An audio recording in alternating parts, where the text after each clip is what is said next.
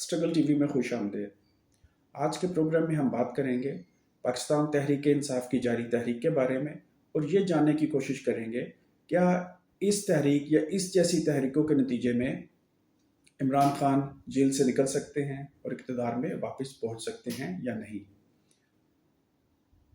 इस सवाल का जवाब देने के लिए दो तीन बातें समझना ज़रूरी है। पहली बात तो ये कि हमें देखना होगा तहरीक इंसाफ किस तरह की सियासी जमात है।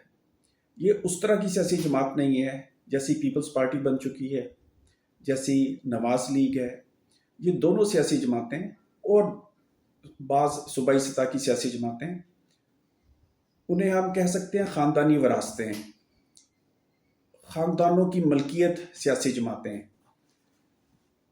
पाकिस्तान तहरीक इंसाफ इस पर बड़ा फ़ख्र भी करती है कि वो दीगर सियासी जमातों की तरह ख़ानदानी विरासत नहीं है, जो काफ़ी हद तक एक गलत दावा है।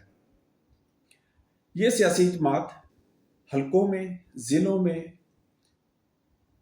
रिवायती सियासी ख़ानदानों के ऊपर इन्हिसार करती है, लेकिन इन ख़ानदानी विरासतों के ऊपर एक पर्सनैलिटी कल्ट बैठा हुआ है, एक शख्सियत परस्ती का बुत बैठा हुआ है। और ये वो नुक्ता है जिसके नतीजे में हम इमरान खान की तकरीबन पिछले 2 साल की सियासत को भी समझ सकते हैं। 1990 में, 1997 में या 2013 में जब पीपल्स पार्टी को घर भेजा गया मुख्तलिफ तरीक़ों से, 2013 में वो इलेक्शन हार भी गए, लेकिन 1990 में एक ज़बरदस्त धांधली के नतीजे में बेनज़ीर भुट्टो को हराया गया और नवाज शरीफ को हुकूमत दी गई जो उस वक्त के लाडले थे। इसी तरह फिर 1993 में, 1999 में, 2018 में नवाज शरीफ को घर भेजा गया। ये दोनों सियासी जमातें थोड़ा बहुत एहतजाज करती थी, शोर मचाती थी और फिर निज़ाम का हिस्सा बन जाती थी। 2018 के इंतखाब में अगर ये दोनों बड़ी सियासी जमातें पार्लियामेंट में बैठने से इनकार कर देती तो गुज़िश्ता इंतखाबात के अंदर धांधली शायद मुमकिन ना रहती। 1990 में भी ऐसा हुआ था, एक ज़बरदस्त धांधली हुई थी और उस इंतखाब के बारे में तो सुप्रीम कोर्ट ने ये फैसला दिया कि इंतखाबात में धांधली हुई है।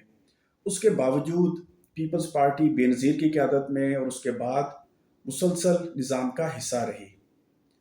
उसकी वजह यह है कि जो ख़ानदानी विरासतें हैं, ऐसी सियासी जमातें हैं जो ख़ानदान और नस्ल दर नस्ल चलती हैं, उनका निज़ाम में एक और तरह का इंटरेस्ट, एक और तरह का मुफाद वाबस्ता है। बेनज़ीर ये सोचती थी कि मेरे बाद बिलावल ने सियासत में आना है। नवाज शरीफ ये सोचते रहे कि मेरे बाद मरियम ने सियासत में आना है। मरियम ये सोचती हैं कि मेरे बाद मेरे बेटे ने सियासत में आना है। वो थोड़ी बहुत हैंकी पैंकी, थोड़ी बहुत एहतजाज और उसके बाद वापस निज़ाम का आके हिस्सा बन जाते हैं। पाकिस्तान तहरीक इंसाफ एक कल्ट के गिर्द खड़ी है और एक ऐसा कल्ट जिसके बच्चों ने आगे सियासत में नहीं आना, जिसकी अपनी उम्र 70 साल से थोड़ी ज़्यादा हो चुकी है। ये वो डेस्परेशन है, ये वो मायूसी का आलम है जिसके अंदर इमरान खान बार बार ऐसे इक़दाम करते हैं जिससे किसी किस्म का सुलह का पैगाम नहीं जाता। वो ये बताना चाहते हैं कि अगर आप मेरी बात नहीं मानोगे तो मैं आपको मुश्किल में डाल के रखूँगा। ये एक तरह की एहतजाज की सियासत जो कुछ दिनों से नज़र आ रही है, जो 9 मई की शक्ल में नज़र आई और वक्तन फ़वक्तन उससे पहले या बाद में नज़र आई।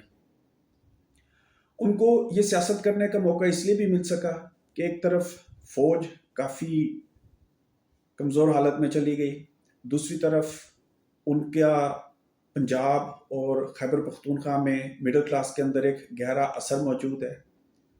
हुक्मरान तबके के, इस्टेब्लिशमेंट के बाज़ अहम हिस्से उनके साथ हैं। अदलिया में उनका नज़र आता है आपको एक गहरा असर।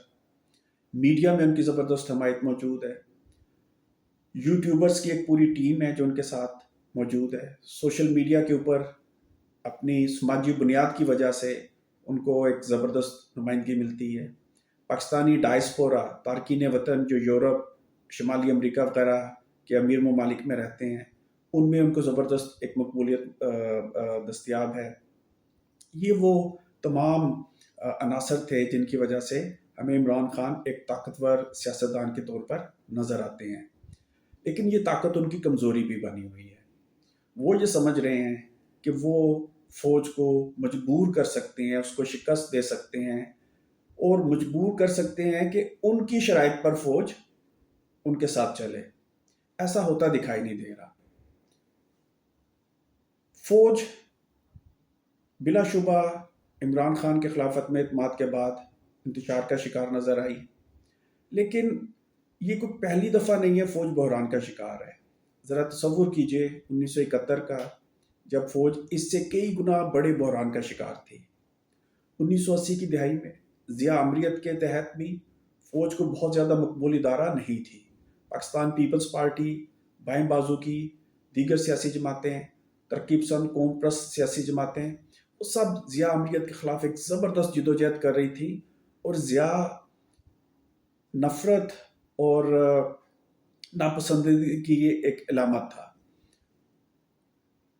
لیکن ہم نے دیکھا کہ فوج اپنے بحران سے باہر نکل آتی ہے، کیونکہ جمہوری قوتیں ان کو ایک فیصلہ کن شکست دینے میں ناکام ہیں۔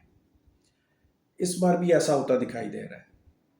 دوسری طرف جو ایک طرح کی ذاتی دشمنی پاکستان تحریک انصاف نے فوج کی موجودہ قیادت کے ساتھ پال لی ہے، اس کا موازنہ کسی حد تک اس دشمنی کے ساتھ کیا جا سکتا ہے جو بھٹو اور ضیاء الحق کے مابین نظر آ رہی تھی۔